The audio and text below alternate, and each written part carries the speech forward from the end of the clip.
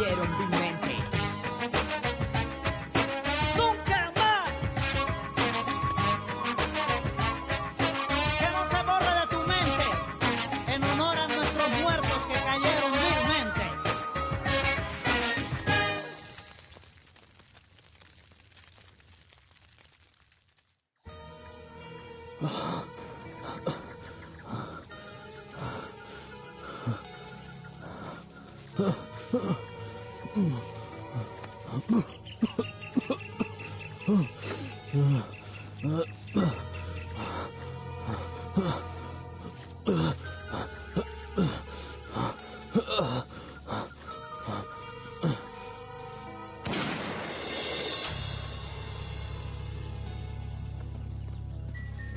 इस वक्त की ब्रेकिंग न्यूज। हम आपको देश की सबसे बड़ी खबर यानी खुद को आजाद परिंदे कहने वाले एक स्टडी टेबल्स की तरफ ले चलते हैं। इस वक्त हमारे साथ लाइन पर एक शख्स है जो खुद को उनका स्पोक्स पर्सन बता रहा है। क्या आप हमें अपना नाम बता सकते हैं? इस वक्त मैं आजाद परिंदे की तरफ से एक संदेश देना चाहता हूं और वो संदेश ये है कि देश के अटॉर्नी जनरल जो हमारे पास कैद थे मिस्टर कार्लोस मोरियो होयोस, उन्हें थोड़ी देर पहले मार दिया गया।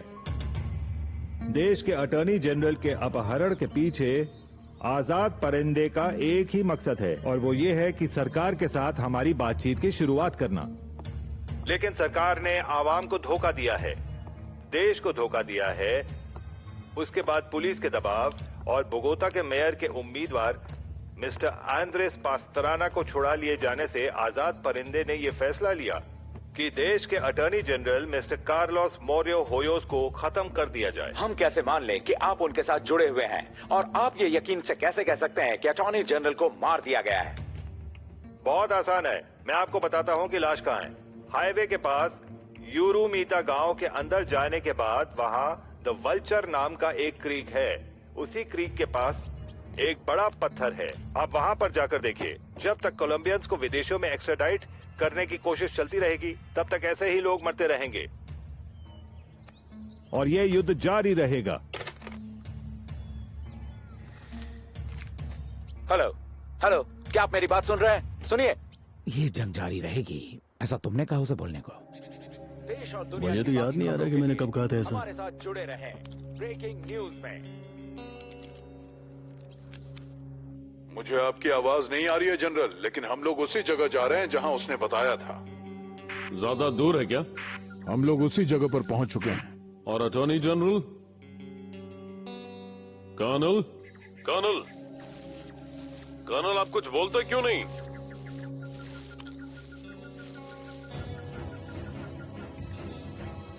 जनरल, ये सच है, उन लोगों ने अटॉर्नी जनरल को मार दिया। ये सच है कि जैसा हमने प्लान किया था चीजें उस तरह से नहीं हो पाई हैं, लेकिन ये भी उतना ही सच है कि मरीनों ने वही किया जो उस वक्त करना सही था और इस इंसान को वही मिला जो उसकी किस्मत में था। मुझे इस बात का अफसोस है, लेकिन मैं चाहता हूँ कि मरीनों के लिए जोरदार तालियां बजें। ये लो मरीनो, बहुत अच्छा काम किया तुमने, शाबाश, thank you very much. Thank you boss. मैंने तो सिर्फ अपना फर्ज निभाया बॉस, जैसा आपने कहा था। तुमने जो भी किया उसके लिए जिगर की जरूरत होती है दोस्त, लेकिन मैं तुम्हारी ईमानदारी की कद्र करता हूँ। सच को दबाया नहीं जा सकता और सच ये है कि तुम बहुत बहादुर हो। और आज मैं सबके सामने ये बात जोर जोर से कहना चाहता हूँ कि आज तुमने जो काम हमारे इस ऑर्गेनाइजेशन के लिए किया उसके लिए तुम्हारी जितनी भी तारीफ की जाए वो कम है। आज की तारीख में हमने सरकार को वहां पर चोट पहुंचाई है जहां उसको सबसे ज्यादा दर्द होता है। ना सिर्फ हमने बोगोता के एक फ्यूचर मेयर को किडनैप किया, बल्कि देश के अटॉर्नी जनरल को भी मार दिया है। वैसे बॉस, आप जो चाहते हैं उसे पूरी तरह पाने के लिए हमें इस देश के बड़े बड़े और नामचीन लोगों को उठाकर मारना पड़ेगा। नहीं चिली, तुम यह गलत बोल रहे हो। तुम जैसे मोटी खोपड़ी वालों के दिमाग में सिर्फ भूसा ही भरा रहता है।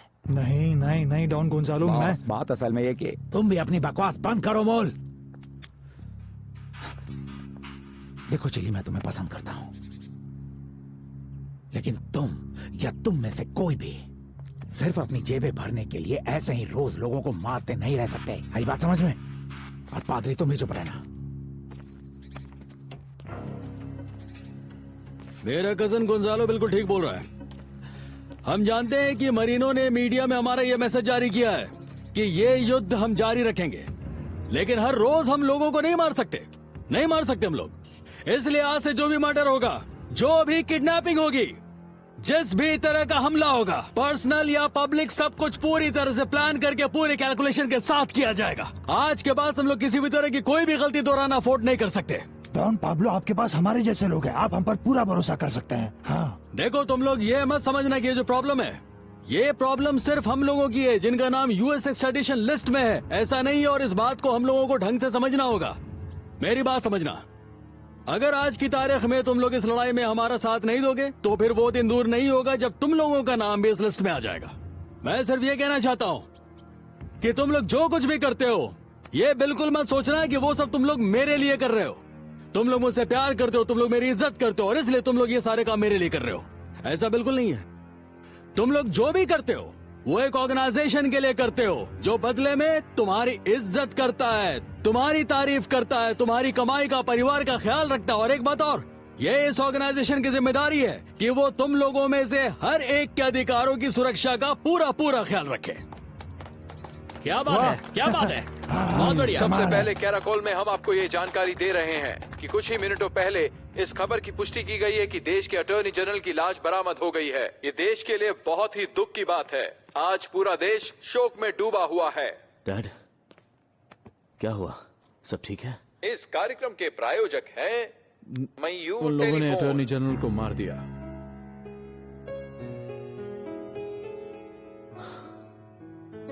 मैं उम्मीद करता हूँ कि पूरा कोलंबिया इस दुख में हमारे साथ होगा। आप हमें अपने भाई के बारे में कुछ बताइए कि वो कैसे थे। वीकेंड्स में जब वो मेडलिन आते थे तो क्या करते थे? वो अपने काम को लेकर बहुत सीरियस था।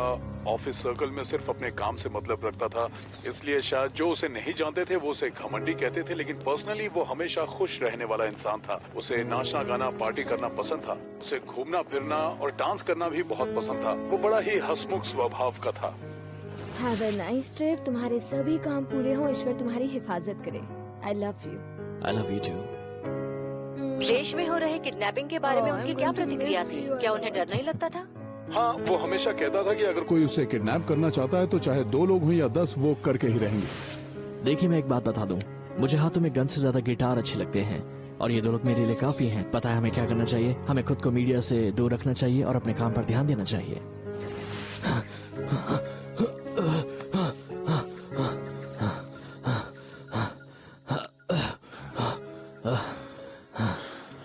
घुटनों पे बैठ। चलो घुटनों पे। मैं अपने घुटनों पर नहीं बैठूंगा।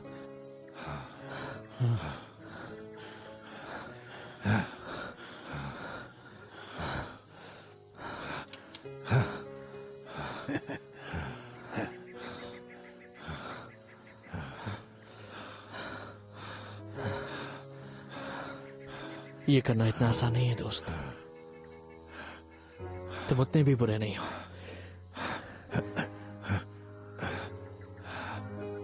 देखो मेरे पैर में कितना दर्द हो रहा है।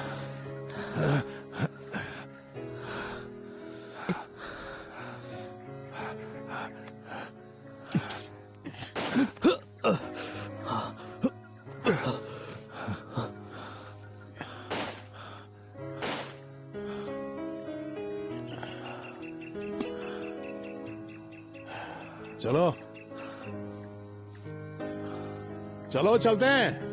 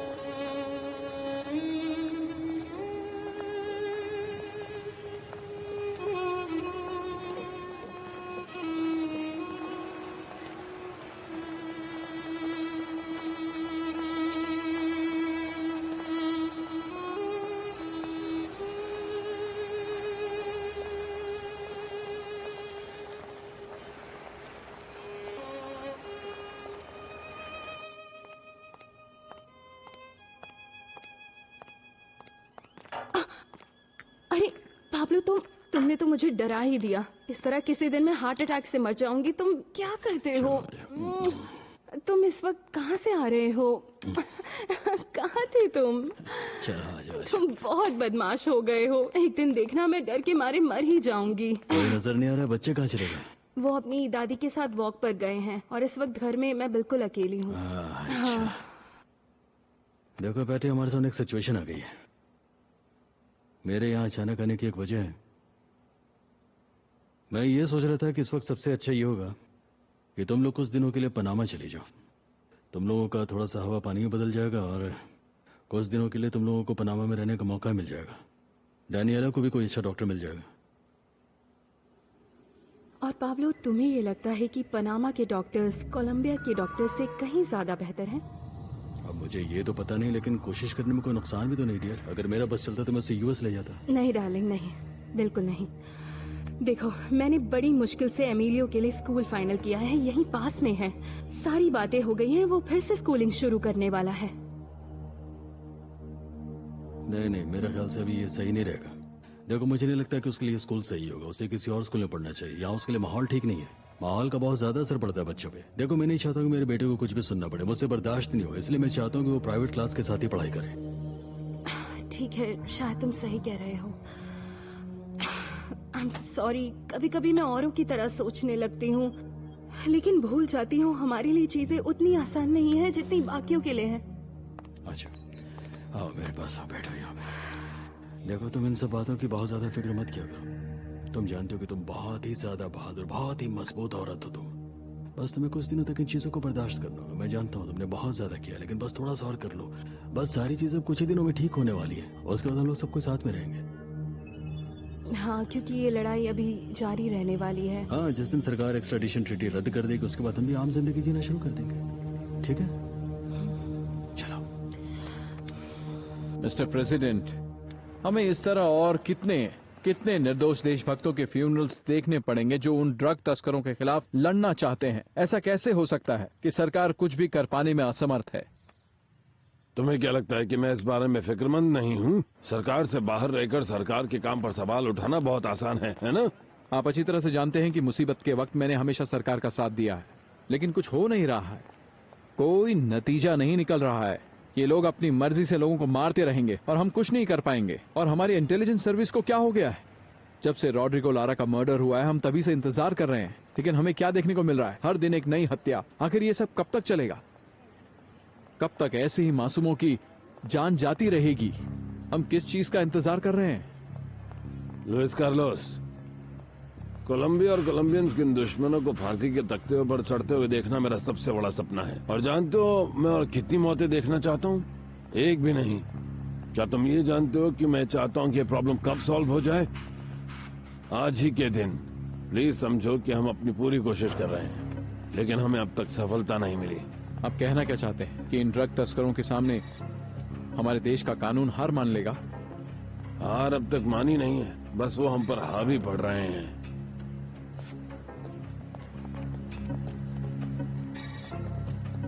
गैलन का कहना है कि उन्होंने रूलिंग पार्टी के साथ गठजोड़ करने का फैसला सिर्फ देश की भलाई के लिए लिया है और 18 से 20 नवंबर 1988 तक ये पूरी प्रोसेस कर ली जाएगी।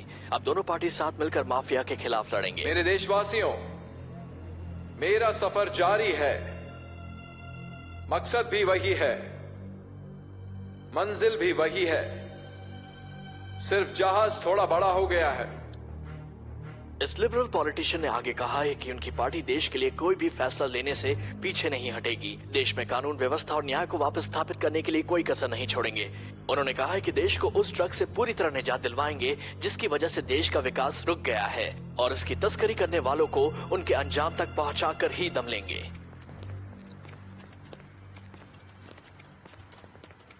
मेजर जनरल, तबीयत कैसी है आपकी?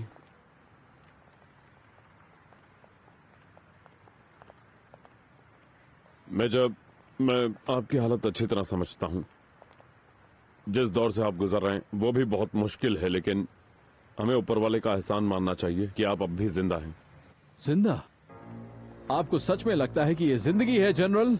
मैं सिर्फ 1 महीने तक ही कमांडर हेड बन पाया, 45 साल की उम्र से पहले ही रिटायर हो गया, मेरा मिशन भी पूरा नहीं हो पाया, और आप इसे जिंदगी कहते हैं? देखिए, मैं आपकी परेशानी समझ सकता हूं मेजर, लेकिन यही सच्चाई है। आपकी फैमिली है, अब आपको लाइफ में आगे बढ़ना होगा। जनरल, मुझे एक मौका दीजिए। मुझे यकीन है मैं इस लड़ाई में अब भी एक काम का सिपाही बन सकता हूं, भले ही एक टेबल पर बैठकर। मैं यकीन दिलाता हूं कि हमारा डिपार्टमेंट नाकाम नहीं होगा। एस्कोबार को खत्म किए बिना हम शांत नहीं बैठेंगे। जनरल, सच बताइए, क्या आपको यकीन है कि हम मैडलिन कार्टेल को खत्म कर पाएंगे? मुझे इस बात पर पूरा यकीन है major. Local police, state police और स्टेट डिपार्टमेंट सब के सब तुम्हारी तलाश कर रहे हैं पाब्लो, लेकिन कोई ये नहीं सोच पाएगा कि तुम यहां बैठे हुए हो।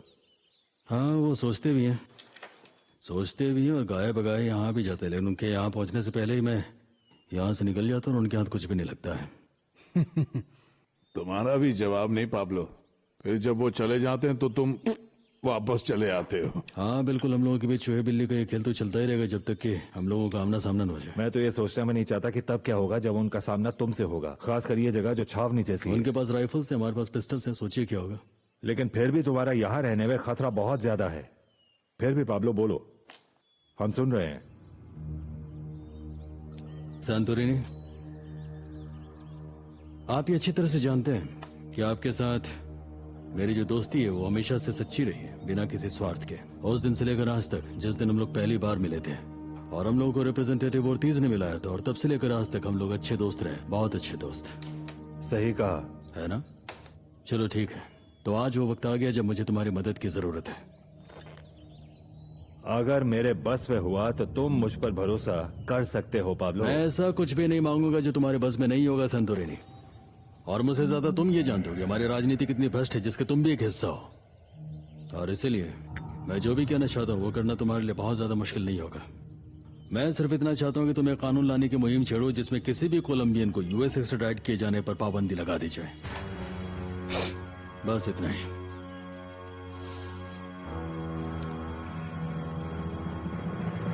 बस अब इंतजार खत्म हुआ। अगर मैं गलत नहीं हूं तो ये 30 सेकंड में यहाँ पहुंच जाएगा। हमें तब तक कामयाबी नहीं मिल सकती जब तक हम सैटेलाइट कॉल्स इंटरसेप्ट करने की तकनीक ना ले आएं। उसके बाद ही हम इनके खिलाफ कुछ कर पाएंगे। मुझे गर्मी हो रही है। गर्मी? गर्मी तो अब उस साले को उसकी छाती के अंदर महसूस होगी। देखो वो आ गया।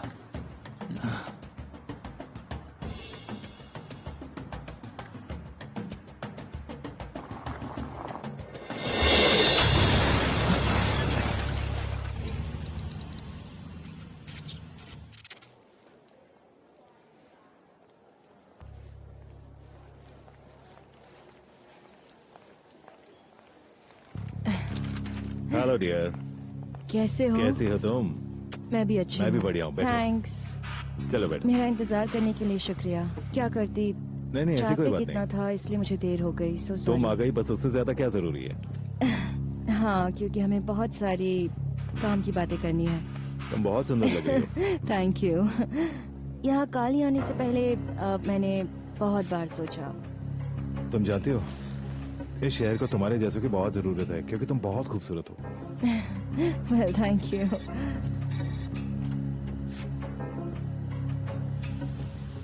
बेइंतहा दौलत और ताकत के बल पर ये ड्रग माफिया देश के मेडलिन, पुएर्तो त्रियंफो और पुएर्तो बोयाका जैसी जगहों पर अपना आतंक फैला रहे हैं। जैसा कि आप सब जानते हैं, उनके पास इतना पैसा है कि देश के बेरोजगार नौजवान इन पैसों की चकाचौंध में अंधे होकर इनके लिए किसी को भी मरने मारने पर उतारू हो गए हैं। ये किसी के भी खिलाफ कुछ भी कर सकते हैं, जैसे मेरे खिलाफ किया। उनका अलग कानून है, वो देश के सिपाहियों में डर फैलाना चाहते हैं। जर्नलिस्ट को भी मारा जा रहा है। हाँ, वो भी तो देश के सिपाही हैं। सही कहा आपने।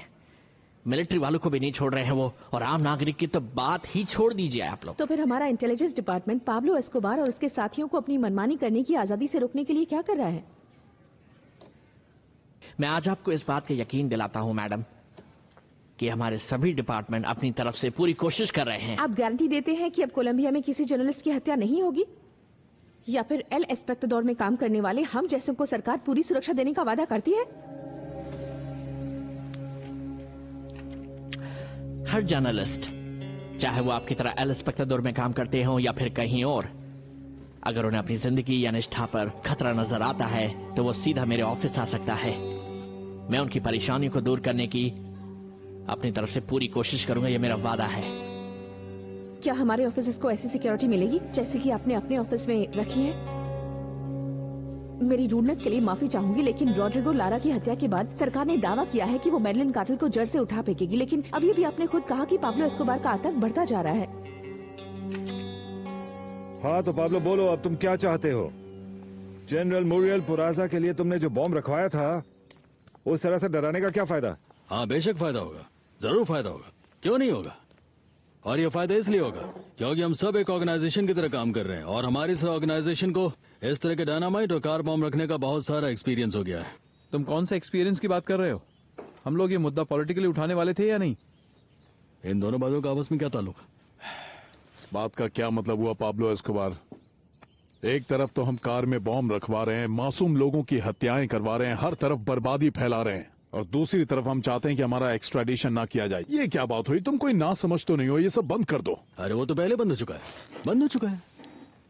देखो, हमने जनरल पराजा को नहीं मारा, हमने तो उसे सिर्फ डराया है, और अब वो बेचारा अपनी हद में रहेगा और क्या है। और काली कार्टेल वाले मामले को भी देख लो, हमने काली कार्टेल के साथ अपनी लड़ाई से दूरी बना ली है। और मैं पेट्रो से पूरी तरह से सहमत हूँ कि अब हमारे मुद्दों को कानूनी और पॉलिटिकल तरीके से सरकार के सामने रखने का वक्त आ गया है। एक मिनट भाई, एक मिनट रुको। अब उस गैलन का क्या करना है? वो लिबरल पार्टी का आदमी है, उसकी वापसी इसी शर्त पर हुई है कि उस पर पब्लिक फैसला लेगी, और अब इस पर सर्वे भी करवाया जा रहा है, तो ये सब कैसे होगा? उसे जीतने दो, अगर वो प्रेसिडेंट भी बन गया तो हमें क्या प्रॉब्लम हो सकती है? मुझे इसकी कोई परवाह नहीं। असली मुद्दा वो है नहीं, असली मुद्दा ये है कि इस वक्त एक्स्ट्राडिशन का जो कानून है वो गैर कानूनी है, और हम नहीं चाहते कि उसका हम पर कोई बुरा असर पड़े। यही तो मैं तो कहता हूँ कि हमें उस आदमी को किसी भी तरह का नुकसान पहुंचाने का इरादा छोड़ देना चाहिए। एक मिनट रुको ना भाई, मेरे दिमाग में एक और कैंडिडेट है। तुम भी ना मारियाची, तुमने सुना नहीं अभी हम सब लोग क्या बात कर रहे हैं? तुम लोगों के लिए ये कहना आसान है क्योंकि तुम लोगों पे इन्वेस्टिगेशन नहीं हो रही है, लेकिन पाब्लो, वो मजिस्ट्रेट तुम्हारे भी पीछे पड़ा हुआ है, वो पूरी निगरानी कर रहा है। मुझे लगता है पाब्लो ठीक कह रहा है, हमें ठंडे दिमाग से सोचना चाहिए कि हम इन नेताओं और सरकार से मिलकर क्या कर सकते हैं, इसलिए सब्र रखो यार। हाँ ठीक है, मैं भी यही सोच रहा हूँ मारियाची। अगर एक्सट्रेडिशन ट्रीटी गैर कानूनी है तो इसका हल कैसे निकलेगा? बेशक गैलन जैसा कोई भी आ जाए, लेकिन ये उसके लिए भी मुश्किल होगा, है ना? यकीन नहीं हो रहा पाब्लो कि तुम उन लोगों को मौका दे रहे हो कि वो तुम पर गुलेर्मो कानो के खून का इल्जाम लगा दें, क्योंकि वो मजिस्ट्रेट भी तो यही करने जा रहा है। मुझे लगता है कि हमें मारियाची की बात से सहमत होना चाहिए। अगर कोई हमारे लिए खतरा है तो उसे जान से मार देना चाहिए। और नहीं तो क्या? जैसे कि वो एंटियोकिया पुलिस का कमांडर कर्नल किंटाना। हमें एक ऐसे पुलिस ऑफिसर की जरूरत है जो हमारा मुखबिर बनकर काम करे, ऐसा आदमी नहीं जो हमारे लिए बोझ हो, बेकार हो। बात यह है दोस्तों, ये लड़ाई झगड़ा तो अब हम बंद कर चुके हैं। अब कोई कार बॉम्ब नहीं, किसी मासूम की हत्या नहीं, कोई खून खराबा नहीं। अब हम इसका पॉलिटिकल सोल्यूशन निकालने की कोशिश करेंगे, कोई आर्मी सोल्यूशन नहीं। क्यों, है ना पाब्लो? अब कदम पीछे नहीं हटाएंगे, बस इस मसले का हल खोजना है। आओ इन्हें भी बताएं, हम जीत गए, हम जीत गए। ओह लुइस कार्लोस, सच में ये बहुत बड़ी जीत है। और तुमने देखा बाकी के कैंडिडेट्स कितने डरे हुए थे। जाहिर है उन्हें डर तो लगेगा ही, क्योंकि इतने सालों से वो एक इशारे पर अपनी मर्जी से उम्मीदवारों को चुनते आ रहे थे। सही कह रहे हो। अब लिबरल पार्टी अपनी उंगली के इशारे पर कैंडिडेट नहीं चुन सकती, अब हमें जनता को जीतना पड़ेगा। अब काम शुरू करें। बहुत अच्छा, सो मच। कांग्रेस। क्या मैं जान सकता हूं कि आप क्या सोच रहे हैं? सेनेटर, आगे डिस्कस करें। सॉरी ओर्टिज, हम कहाँ थे? आप किसी परेशानी में लग रहे हैं। आपको गैलन के वापसी की फिक्र हो रही है क्या? देखो हैवियर, लिबरल पार्टी ने उस आदमी को एक्सेप्ट करके गलती की। इसी की वजह से हमने 1982 में सत्ता खो दी थी। अब इस गलती को सुधारना मुश्किल है। लेकिन क्या आपको पूरा यकीन है कि उसे जनादेश मिल जाएगा? मैं कुछ कह नहीं सकता। मुझे लगता है कि आपको हार महसूस हो रही है सेनेटर। नहीं, ऐसा कुछ महसूस नहीं हो रहा ओर्टिज। हमें उस मुद्दे पर बात करनी चाहिए जो हमारे लिए जरूरी है। एस्कोबार। हमें पहले से मालूम है कि एक्स्ट्राडिशन पर रोक लगाने वाले बिल पर जो आयोग विचार करने जा रहा है उसके प्रेसिडेंट आप ही हैं। सिर्फ राज्यसभा में, लेकिन लोकसभा में भी इस बिल का पास होना जरूरी है और आपके लिए भी जरूरी है कि लोकसभा के प्रेसिडेंट के नाम की घोषणा करें जिनको इस बिल का विचार करना है। देख लो, सांतोरिनी अपनी वही पुरानी चाल चलने जा रहा है। इसमें हैरानी किस बात की? सांतोरिनी हमेशा आगे की सोच कर चलता है। वो सीट जीतना चाहता है ताकि वो एक्सट्रेडिशन रोकने का बिल पास कर सके। और ये फैसला देने में उसे कोई भी परेशानी नहीं हो, क्योंकि अगर उन्होंने बिल सबमिट किया तो उसे देखेगा कौन? राज्यसभा का आयोग? वो तो खुद प्रेसिडेंट है। यस, और उससे पहले इस बिल के लिए लोकसभा में भी तो समर्थन लेना पड़ेगा। देखो लुइस कार्लोस, मैंने कुछ सोचा है, पता नहीं तुम सहमत होगे या नहीं। एक तो फिलहाल लोकसभा का कोई प्रेसिडेंट नहीं है। अगर आप इजाजत दें तो मैं उस चुनाव को लड़ना चाहता हूं। अगर मैं जीत गया तो हमारा काम आसानी से बन जाएगा। लेकिन क्या हमें इतने वोट मिल जाएंगे? अगर आप चाहें तो हम कंजर्वेटिव पार्टी के कुछ लोगों को अपने साथ ले लेंगे। तुम्हें लगता है ये दोनों एक साथ खड़े होंगे? वो दिन कभी आएगा? ये माफिया हम सभी का दुश्मन है और बाकी सभी एक्सट्रेडिशन से अनजान नहीं है। Excuse me. शायद वो मारूजा होगी। मैंने उसे कहा था कि मैं तुम्हारे साथ हूँ। हेलो। यस, उन्हें 5 मिनट बाद फोन करने को बोलो, ठीक है? थैंक्स। नहीं, रेडियो स्टेशन से फोन था, उन्हें चुनाव के बारे में कुछ पूछना है। क्या हुआ? क्या वो फिर से सर्वे कर रहे हैं? हाँ, लिबरल रेफरेंडम, और उसमें मैं जीत रहा हूँ। इसका मतलब आप जीत रहे हैं। आपकी जीत तो वैसे ही पक्की है, लेकिन आपके वापस आने के बाद लिबरल पार्टी के दुश्मनों की तो हालत ही खराब हो गई है। इन चुनावों के बारे में मैं अभी कुछ नहीं बोल सकता। अभी भी मुझे लिबरल पार्टी के 4 उम्मीदवारों के साथ मुकाबला करना है, जिसमें सांतोरिनी भी शामिल है। आप ये डर दिल से निकाल दीजिए, आप ही जीतेंगे। देखिए, लिबरल पार्टी का नेक्स्ट कैंडिडेट, देश का होने वाला प्रेसिडेंट मेरे सामने बैठा है, लुइस कार्लोस गैलन सार्मिएंतो। मेरी बात याद रखिएगा। चलो बेटा, एक बार और प्रैक्टिस करते हैं। अच्छा, तुम क्या जवाब दोगी जब पुलिस वाले अंकल तुमसे पूछेंगे कि डैनियला, ये बताओ कि जब तुम अपने पापा से बात करती हो तो फिर तुम्हें अच्छा लगता है या फिर बुरा लगता है? मुझे नहीं मालूम। बिल्कुल, शाबाश बेटा। और अगर पुलिस तुमसे ये पूछे कि डैनियला मेरी प्यारी बेटी, जब तुम अपने जहाँ तुम्हारे पापा इस समय हैं वो जगह क्या कोई फार्म हाउस है या फिर कोई एक घर जैसा है? उनसे पूछिए। परफेक्ट डैनियला, अब बस पुलिस के सामने तुम्हें ये जवाब देना है। पापा, पर पुलिस मुझसे ऐसे क्वेश्चंस क्यों पूछेगी? अब ये तो पता नहीं, हो सकता है कि डैनियला तुमसे कुछ भी ना पूछे पुलिस वाले, लेकिन फिर भी बाई चांस अगर उन्होंने कुछ पूछ लिया तो जवाब तो तुम्हें पता होना चाहिए ना। हाँ, है कि नहीं? हमें सावधान रहना चाहिए, है कि नहीं? अरे देखो कौन आया है। अंकल हेलो प्रिंसेस, कैसी हो? क्या चली, कोई नई खबर? बॉस, मैं आपके लिए एक बड़ी ही जबरदस्त खबर लेकर आया हूँ। क्या हुआ? आपकी वो टीवी अनाउंसर दोस्त काली में नजर आई है। क्या बात करते हो, रेजिना काली में? हाँ बॉस। लेकिन क्यों? वो तो मुझे नहीं पता बॉस, लेकिन वो गिलदार्दो के साथ लंच करने गई थी। Thank you very much. चले, ठीक है। Okay, bye princess, bye. Bye bye uncle.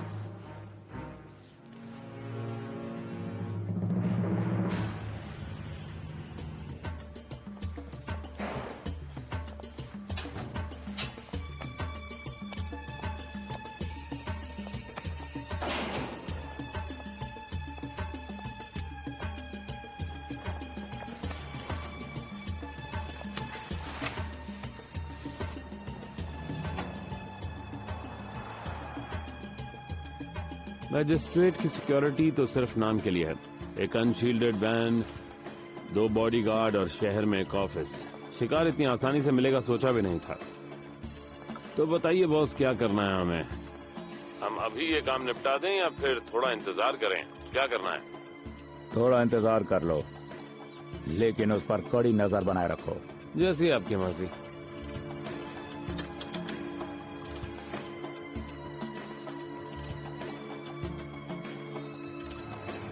देखो, मैंने तुमसे कहा ना, मैंने फैसला कर लिया है, तुम्हें ये देश छोड़ना ही होगा। लेकिन मुझे नहीं लगता कि ऐसी कोई खास वजह है कि हमें यहाँ से जाना पड़े। देखिए निकी ने पहले ही जनरल पेराजा से बात कर ली है और उसने बताया कि उन्होंने कहा है कि हमें कुछ नहीं होने वाला। उसने कहा और तुमने यकीन कर लिया? उसने तो डॉन गुलेर्मो को भी कहा था कि उन्हें कुछ नहीं होगा, लेकिन क्या हुआ? अगर उन्हें पता होता कि उन्हें मारने के लिए लोग बाहर खड़े हैं तो क्या वो जाते?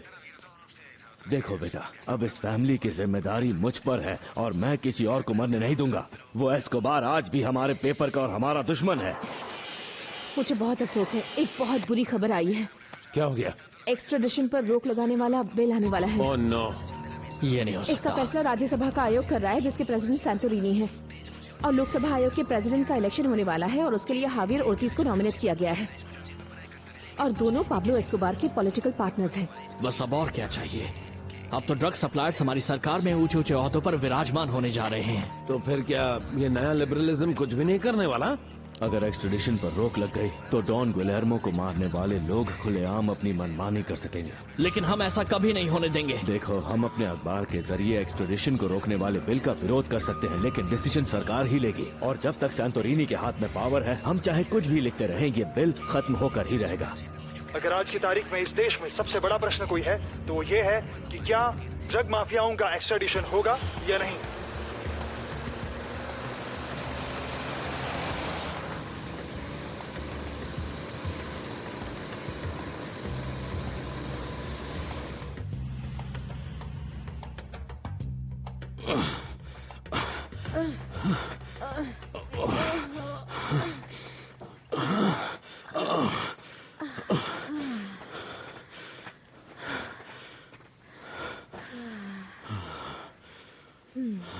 काफी दिनों के बाद हम दोनों को ये मौका मिला।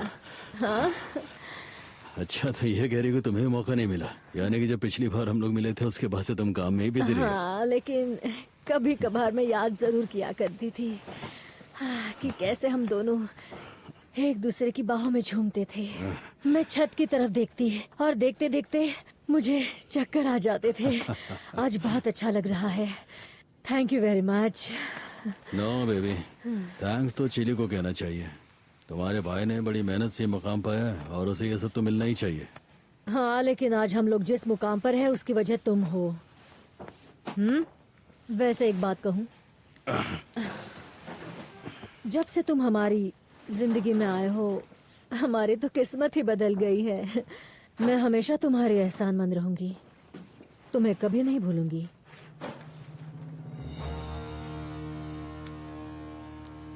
देखो मिरिया, मैं तुम्हें एक बहुत ही जरूरी बात बताना चाहता हूँ। तुम अपनी मर्जी से जिस किसी मर्द के साथ चाहो तुम जो मर्जी करना चाहती हो करो, लेकिन एक बात तुम्हें अपने दिमाग में पूरी जिंदगी रखनी होगी, मेरे दुश्मनों के साथ दोस्ती मत करना। बात समझ गए मैं क्या कह रहा हूँ? ये मुश्किल है, बहुत मुश्किल, लेकिन नामुमकिन नहीं। मैं काफी लोगों से मिल रहा हूँ। तो समझ नहीं आ रहा कि क्या करूं कि तुम चुनाव जीत सको। देखो, मैंने तुमसे कहा कि मैं बहुत लोगों से मिल रहा हूँ और मैंने कंजर्वेटिव पार्टी का समर्थन भी ले लिया है, साथ ही दूसरी कई पार्टियों का भी। एल्बर्टो, ये बहुत मुश्किल है। तुम्हारा मुकाबला ऑर्टिज के साथ है। वो सब जानते हैं कि ऑर्टिज को सैंटोरिनी का सपोर्ट है और दोनों आयोग के अध्यक्ष बनेंगे और दोनों की अगुवाई में एक्सट्रेडिशन पर रोक लगाने का बिल पेश होगा और ये लोग इसे पास करवा सकते हैं। अरे, आप मेरी बात का यकीन क्यों नहीं कर रहे? मैंने बहुत मेहनत की है, मैं उसे जीतने नहीं दूंगा। एल्बर्टो, अगर एक्सट्रेडिशन पर बैन लग गया तो इन बदमाशों से लड़ने का ये एकमात्र हथियार भी हाथ से निकल जाएगा। मैं जानता हूँ। सर, उस चश्मदीद गवाह ने क्या कहा जो इस केस में इन्वॉल्व है? वो सब मैं आपको नहीं बता सकता। सर, सारी जनता जानती है कि गुलेर्मो कानो मर्डर केस की फाइल आपके पास है। हाँ, पर पेट्रियोटिक यूनियन के एक दूसरे के इम्पोर्टेंट लीडर के केस की फाइल भी और है। जिसके लिए आप गुस्तावो रेमिरेज और मारियाची के खिलाफ आरोप तय करना चाहते हैं। वो मुझे देखना पड़ेगा। और पाब्लो के खिलाफ सर आपने मुझे पब्लिश करने लायक कुछ नहीं बताया है। प्लीज कुछ तो बताइए। देखिए मैडम, अभी केस की शुरुआत हुई है, मैं आरोप तय नहीं कर सकता। जैसे ही मैं किसी फैसले पर पहुंचूंगा आरोप तय करूंगा। विश्वास कीजिए, आपके दूसरे साथियों की तरह मैं आपको जरूर बताऊंगा, लेकिन फिलहाल कुछ नहीं। सर, एक आखिरी क्वेश्चन सर। यस। आपको कभी डर नहीं लगता कि आप पर हमला हो सकता है क्योंकि आप इस देश के 2 खतरनाक अपराधियों की जांच कर रहे हैं? मैडम, डर हमें अपंग बनाता है और मैं इन सब से नहीं डरता, समझ गई आप?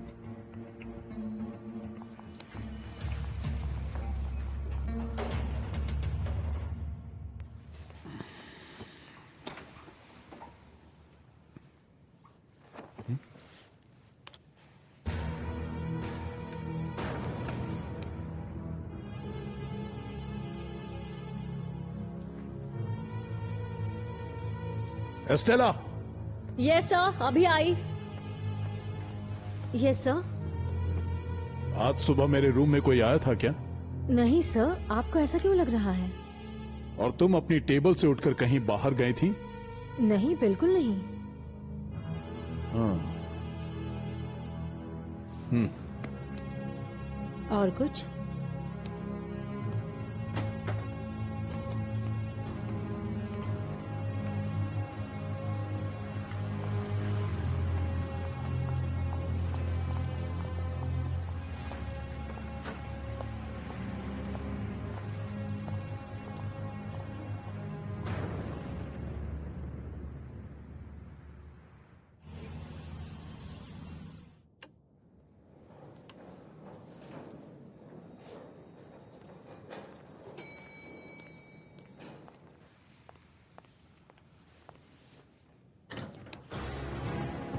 मिस रेजिना,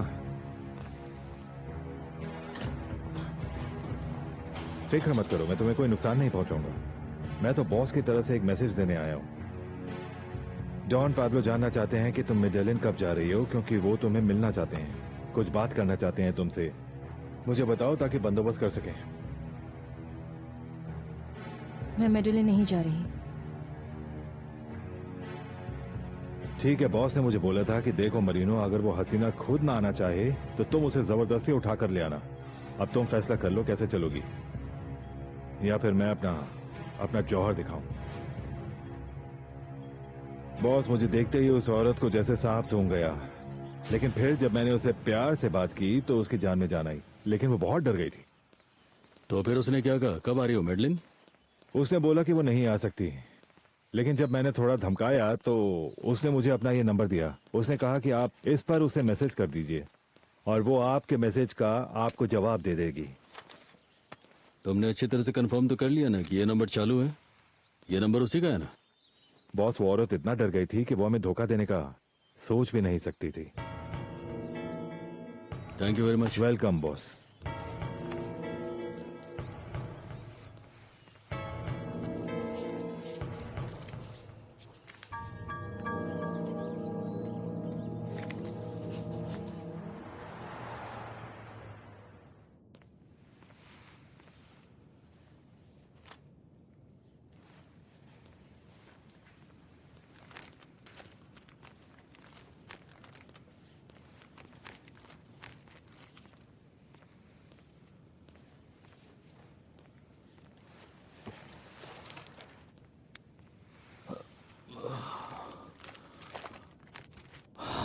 युवान जल्दी उठ गया क्या, या फिर सोए ही नहीं?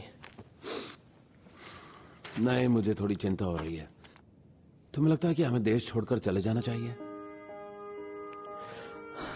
कानो फैमिली में हम अकेले नहीं हैं। अगर ड्रग सप्लायर्स हमें मारना चाहते हैं तो वो तो हमारी फैमिली के किसी भी मेंबर को मार सकते हैं। वो तो ठीक है, लेकिन ये मत भूलो कि हम इसके मालिक हैं। तुम्हें क्या लगता है कि हम खामखा डर रहे हैं? अभी तक हमें तो कोई धमकी भी नहीं मिली है। इसीलिए तो अभी तक हम गए नहीं। तुम्हें क्या लगता है, क्या पापा के दिल में कभी कोई डर नहीं आया होगा? क्या करना चाहिए?